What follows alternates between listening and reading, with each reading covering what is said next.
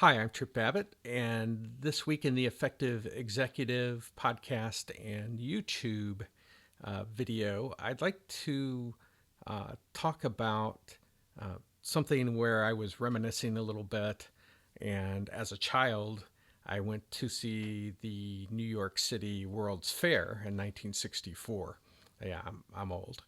Um, but Walt Disney had put together something at the World's Fair that you know wowed the audience, which was the Carousel Progress. Now, if you're regular Disney World uh, attendees, then you'll know about the Carousel Progress and probably the ride that you skip every time. It's the one that I go to. Usually, no line associated with it, but it wowed the audience because it was the first time there was an animatronic, and it also is a spinning I shouldn't say spinning. It's not like a thrill ride, but you go from like the 1900s to the 1920s and so forth, in five different sections. One an introductory section, and then four subsequent generations of activities in it. Walt Disney had put it together to show how innovation had progressed us as humans. And I remember one of the things from the animatronic, where the father, who is the main character in each of these segments, uh, he would basically was talking about the Wright brothers, and talking about this flying contraption, and it'll never work. And it got me to thinking about some of the organizations that I've worked with, and some of the attitudes that they have about innovation. And there's this there's a couple things that are going on. One is it seems so far fetched, probably in the early 1900s, that man would ever fly.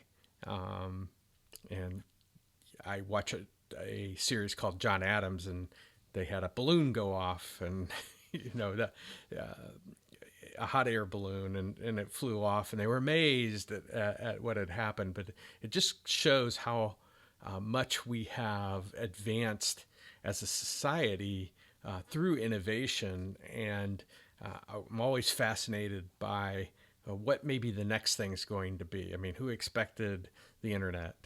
Who expected Google? And organizations associated with the internet, that these would be behemoth companies now, that are a daily part of our lives. And I think in terms of that, there's really two ways to dramatically increase your revenue in an organization, and that is providing an extraordinary product or service, where customers can't wait to come and deal with you, and there are so few of those.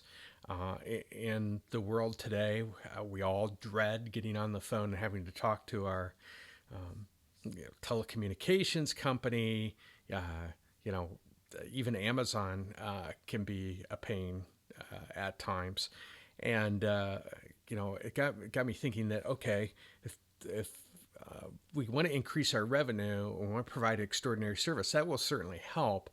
But what I don't see happening, and I've mentioned this in previous podcasts and YouTube videos, is the pipeline or the proactive movement towards new products and services. Are we, do you take time to look at what your future revenue streams are going to come from?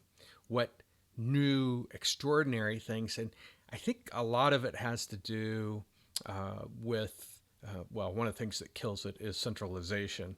A lot of the power and control, and the way that we treat employees is very centralized. We only listen to the connected people in an organization. We often ignore ideas, especially as we move to the front line. And to me, an idea can come from almost anywhere. And I think some of this has to do with what W. Edwards Deming called problems of today and problems of tomorrow.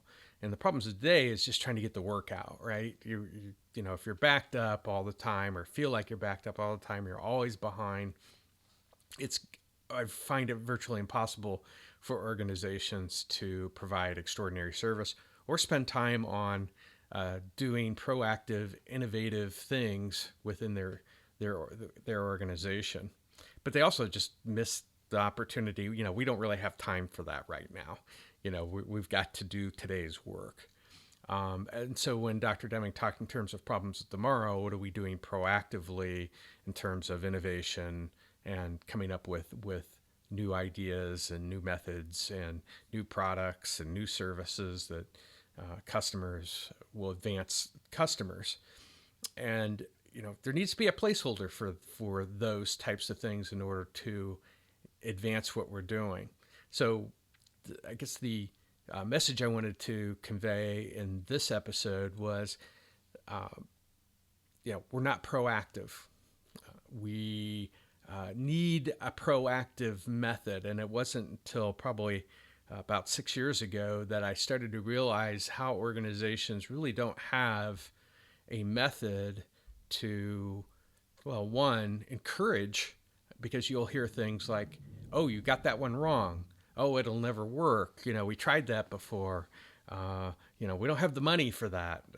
You hear all these things in organizations, and nowadays when I hear them, I cringe, because I can just say, it's so much easier to sell a new product that people want as opposed to, an old product and having to get salespeople, beat it out of customers if there's something that you have that you want to provide.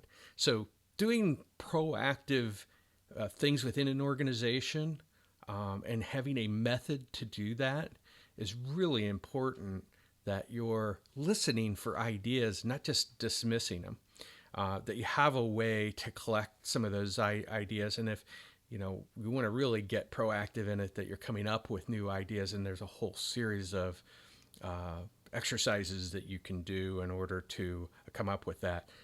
Not brainstorming, though.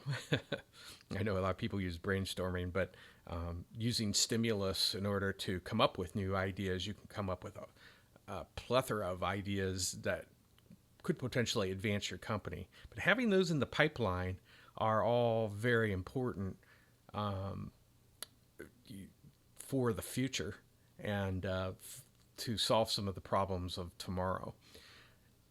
That was my message for this week. The carousel of progress, if you get a chance to, it's funny as you go from one generation to the next, how, we'll never be able to do that. That's a pipe dream. That's, and so as you look forward to what's going to be happening in 20 years, you start to realize that there are people out there being proactive, but we need more of it in order to make our world a better place to live, as well as providing future revenues for your company.